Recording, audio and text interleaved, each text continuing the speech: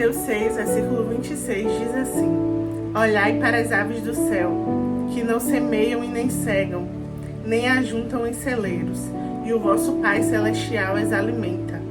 Não tendes vós muito mais valor do que elas? 28. E quanto ao vestuário, por que andais solícitos? Olhai para os lírios do campo, como eles crescem, não trabalham e nem fiam. E eu vos digo que nem Salomão, em toda a sua glória, se vestiu como qualquer deles. Pois Deus assim veste a erva do campo, que hoje existe e amanhã é lançada no forno. Não vos vestirá muito mais a vós, homens de pequena fé? Não andeis, pois, inquietos, dizendo: que comeremos, ou que beberemos, ou com que nos vestiremos? Porque todas essas coisas os gentios procuram. De certo, o vosso Pai Celestial bem sabe que necessitais de todas elas. Mas buscai primeiro o reino de Deus e a sua justiça, e todas essas coisas vos serão acrescentadas. Porque nós cantamos, nós pregamos, nós sabemos, entre aspas, que Deus provê. Mas muitos só falam e não vivem isso. E muitos de nós não vivemos essa realidade porque nós não cremos. Isso aqui foi Jesus que disse. Se Deus cuida da erva do campo que hoje existe e amanhã é lançada ao fogo, não vos vestirá muito mais a nós, homens de pequena fé? A distância entre a sua necessidade e a provisão é a sua fé. Parece que as pessoas leem a Bíblia como se fosse um livro de contos, como se fosse algo muito distante da realidade.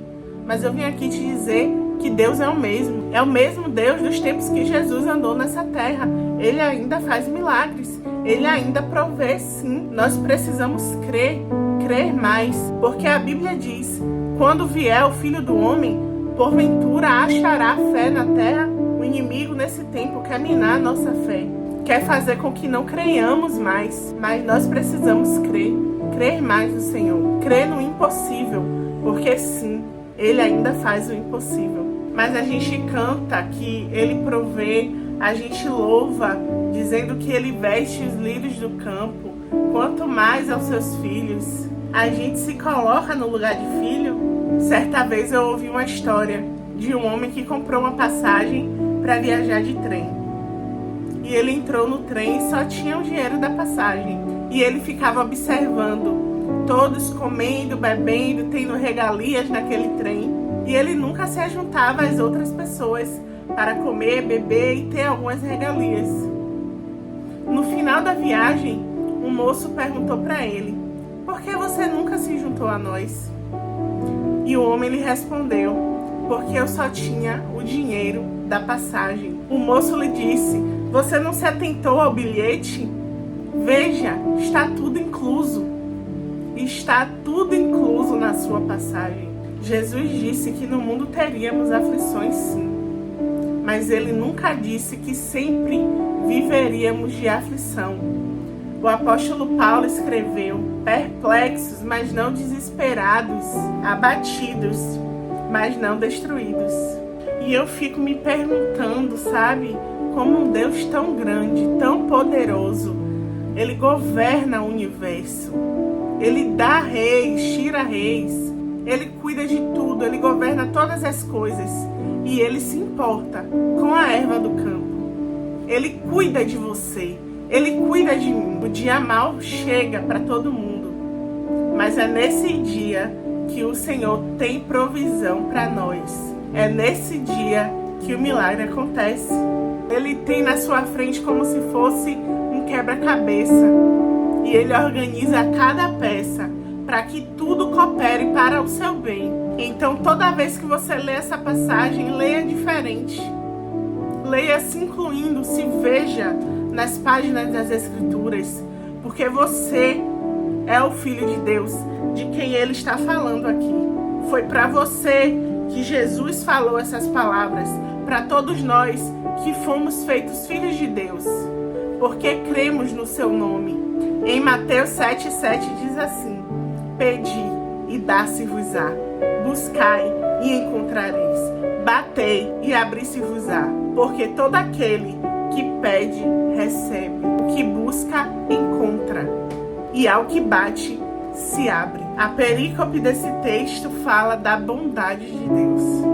O seu Pai é bom. Prove e veja que o Senhor é bom. Se você provar, você vai ver que o Senhor é bom. A Bíblia diz: e será que quando você pensar, o Senhor já lhe responderá? Antes que você fale, o Senhor já sabe qual é a sua oração. Quantas vezes já aconteceu comigo de eu pensar: eu quero tal coisa, seja com qualquer coisa, ou algum objeto, algum lugar que eu queira ir, e de repente aparece alguém e me convida. Isso é o cuidado de Deus com coisas mínimas, com coisas que nem são necessidades, mas por você ser filho, por você ser íntimo dele, ele atende até as suas vontades. Quando você passa a ter vontades semelhantes à vontade de Deus, elas nunca serão frustradas. Os seus pedidos em oração não serão frustrados se você viver no centro da vontade de Deus. Porque a Bíblia diz: pedes e não recebes, porque pede mal. Muitas vezes nós pedimos coisas que estão fora do propósito de Deus para nós. Conheça o Senhor, como disse Oséias, conheça e prossiga em conhecer o Senhor, porque você vai descobrir qual é a vontade de Deus para você. E ela é boa, perfeita e agradável. O mundo espiritual, ele não atende a desespero, ele não atende ao acaso, ele atende a clamor, ele atende a posicionamento, ele atende a princípios. Então, se você seguir os princípios e se posicionar como o Senhor quer, o Senhor vai te responder. Não tem como Deus revogar os seus próprios princípios. Ele não faz isso, porque ele é fiel. Veja como Agar se portou no deserto de Berseba. A Bíblia diz que ela chorou com alta voz e se desesperou. Ela chorou para quem? A Bíblia não diz que ela chorou nos pés do Senhor. A Bíblia não diz que ela chorou em oração. Porque quando você chora em oração, o Senhor te atende. Um anjo pega as suas lágrimas e coloca no odre. As suas lágrimas são orações para Deus e também são incensos diante do Senhor. Só que o mundo espiritual não atende a desespero. A Bíblia diz que Deus ouviu a voz do menino. Deus ouviu a voz de Ismael. Deus não atende desespero, Deus não atende emoções. Apesar de ele se importar conosco, ele atende o clamor de quem pede com fé. Peça e você vai receber. Busque e você vai encontrar. Bata e a porta vai se abrir para você. Faça a sua parte. Eu costumo dizer que a parte de Deus sempre é perfeita, só falta a nossa. Ele está fazendo nesse tempo uma coisa nova. Veja, porventura não a percebeis? Ele ainda abre caminho no deserto. Ele ainda faz rios nos ermos. Ele quer prover mais uma vez.